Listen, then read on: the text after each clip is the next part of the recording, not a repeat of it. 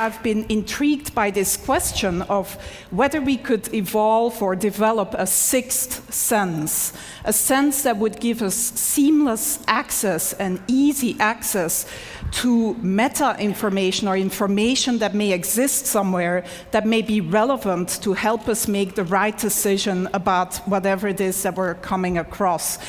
And some of you may argue, well, don't today's cell phones do that already? But I would say no.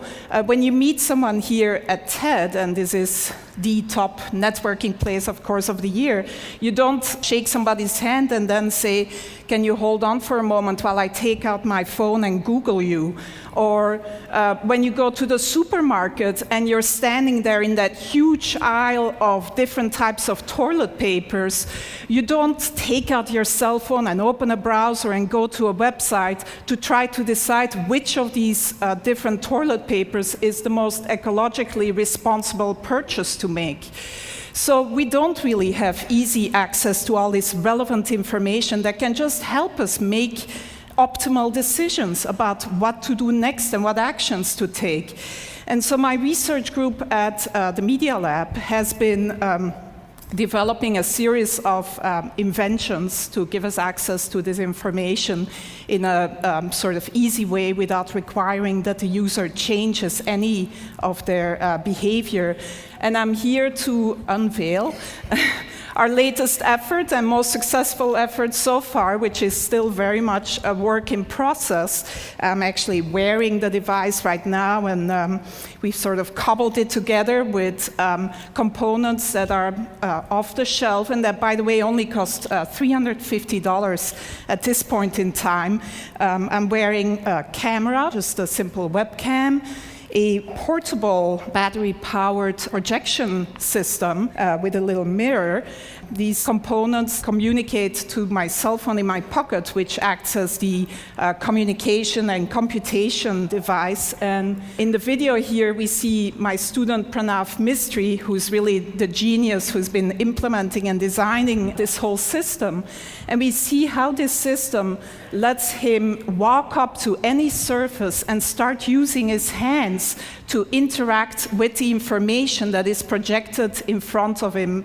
The system tracks the 4 significant fingers. In this case, he's wearing simple marker caps that you may recognize. But if you want a more stylish version, you could also paint your nails in different colors. And the camera basically tracks these 4 fingers and recognizes any gestures that he's making, so he can just go to, for example, a map of Long Beach, zoom in and out, etc. The system also recognizes iconic gestures, such as the take a picture gesture, and then takes a picture of whatever is in front of you. And when he then walks back to the Media Lab, he can just go up to any wall and project all the pictures that he's taken, sort through them and organize them and resize them, etc. Again, using all natural gestures. So some of you most likely were here 2 years ago and saw the demo by Jeff Hahn, or some of you may think, well, doesn't this look like the Microsoft Surface table? And yes, you also interact using natural gestures, both hands, etc. But the difference here is that you can use any surface. You can walk up to any surface, including your hand, if nothing else is available, and interact with this projected data. The device is completely portable and can be...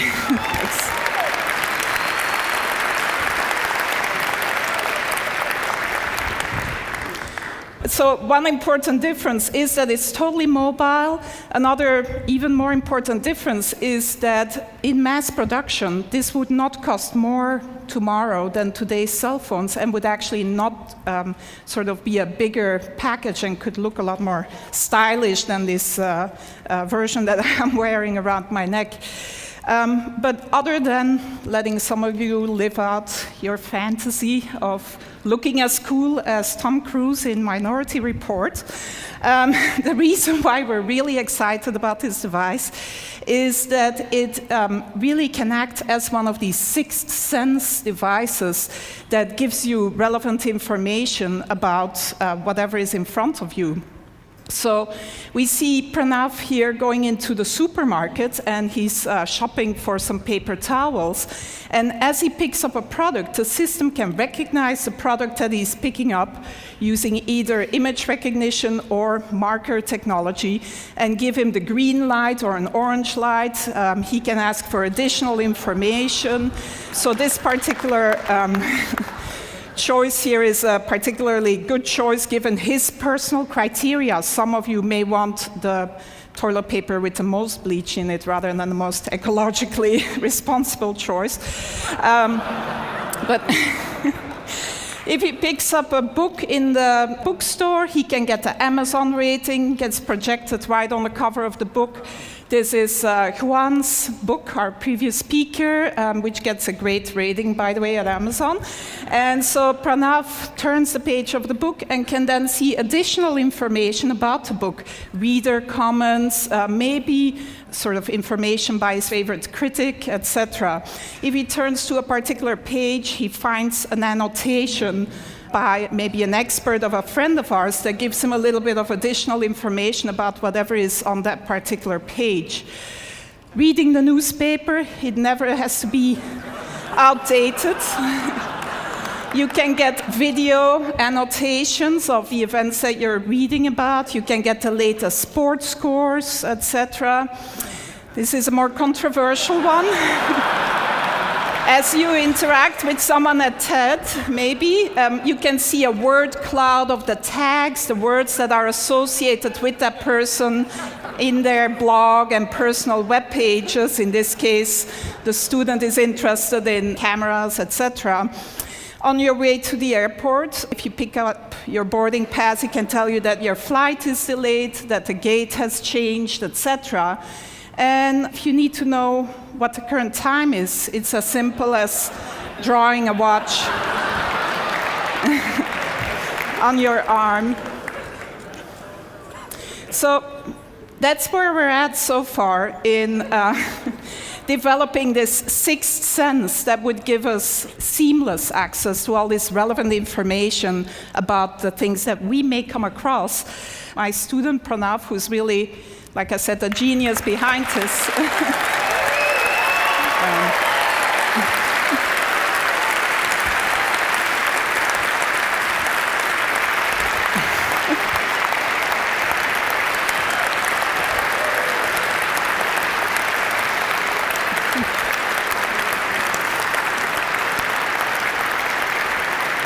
He does deserve a lot of applause because I don't think he's slept much in the last 3 months, actually. And his girlfriend is probably not very happy about him either. But it's not perfect yet. It's very much a work in progress. And who knows, maybe in another 10 years, we'll be here with the ultimate sixth sense brain implant. Thank you.